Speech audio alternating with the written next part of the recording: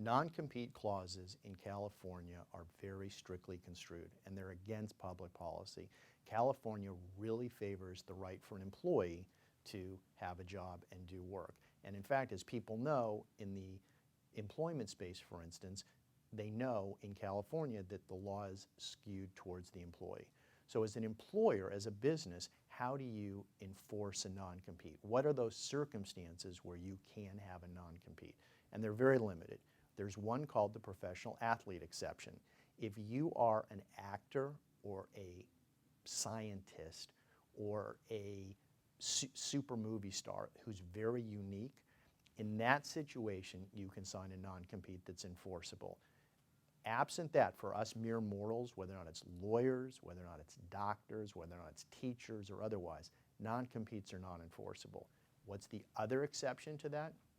In connection with the sale of a business. If I sell you a business, you're buying the goodwill of that. So let's say you pay $10 million for that. If I'm the owner of that business and I can walk out the door after you've given me a check for $10 million and go to a competitor, I can destroy the goodwill that you just bought. So when someone sells their business, they can agree to not compete for up to 5 years in California.